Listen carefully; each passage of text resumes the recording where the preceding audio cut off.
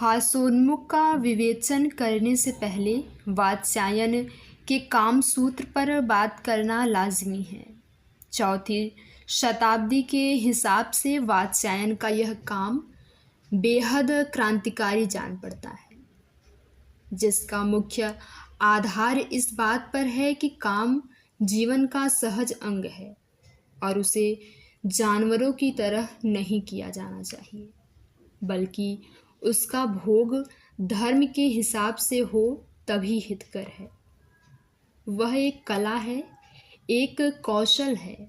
वात्स्यायन का जोर समभोग पर है, जिसका उद्देश्य है पति पत्नी में आध्यात्मिकता, प्रेम और उदात्त भावनाओं का विकास।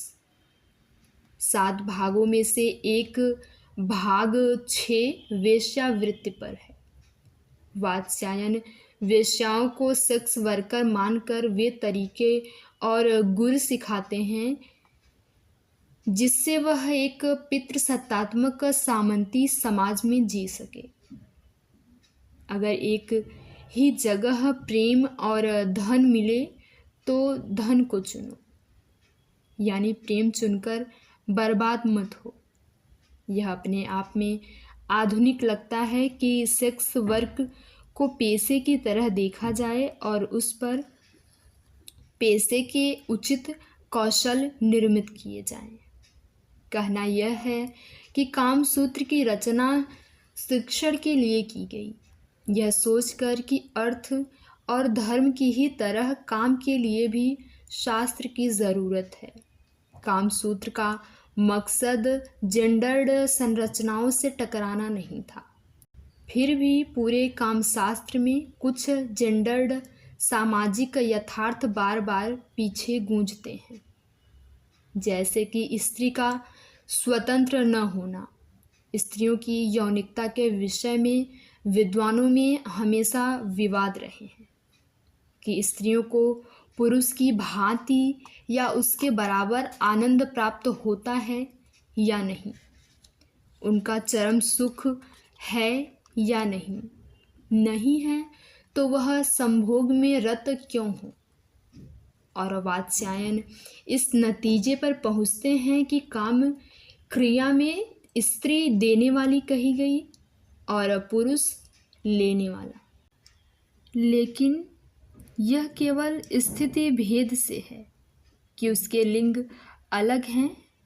स्त्री का भी चरम सुख होता है और वह भी पुरुष के समान बराबर आनंद प्राप्त करती है, क्योंकि दोनों मनुष्य हैं। लेकिन समाज का वर्णों में बटे होना या यह स्वीकार कि वेश्यावृत्ति समाज का आवश्यक अंग है, ऐसी किसी भी सामाजिक सच्चाई से टकराए बिना वात्स्यायन कोशिश करते हैं कि पुरुष स्त्री को पूरी तरह प्रसन्न करने के बाद ही संभोग करे।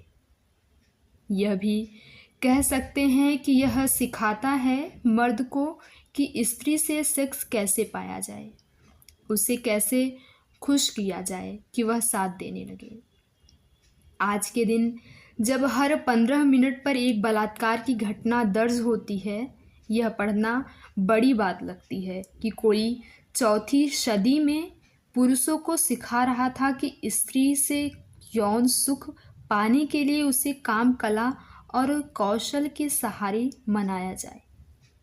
लेकिन क्या स्त्री को भी उसकी यौन इच्छाओं के लिए शिक्षित करता है यह? स्त्री की यौनिकता क्या है, इसे लेकर वात्स्यायन अनुमानों पर ही चले हैं।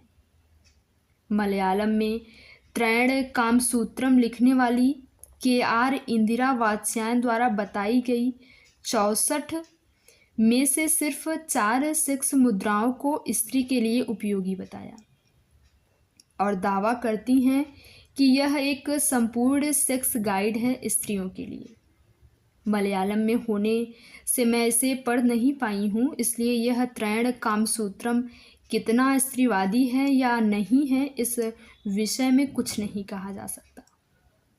हिंदी और अंग्रेजी में उपलब्ध डॉक्टर विनोद वर्मा की नारी कामसूत्र सिर्फ स्त्री की कामुकता पर ही बात नहीं करती, बल्कि स्त्री के यौनिक स्वास्थ्य, मातृत्व, हाइजीन पर भी विचार करता है। यौनिकता स्त्री की योनि का मसला भर नहीं है, उसके मन, जीवन, स्वास्थ्य सबको प्रभावित करता है। वात्स्यायन को पढ़ते हुए लगता है कि रतिक्रिया सिर्फ पुरुषों का कौशल है। इसके बावजूद कोई भी स्त्री पुरुष को एक सभ्य पुरुष बनाने के लिए कम से कम कामशास्त्र पढ़कर आने की सलाह देना चाहेगी।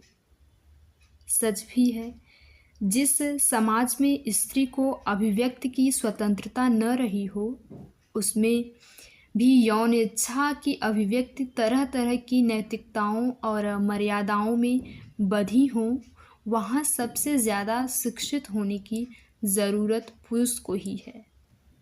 ज़रा रीतिकालीन कविता से हटकर समाज की तरफ आइए तो स्त्रियों में कामोत्तेजना को बाधित करने, लताड़ने, स्त्री को सेक्स के लिए मानसिक रूप से बधिया कर देने का काम समाज ने किया है।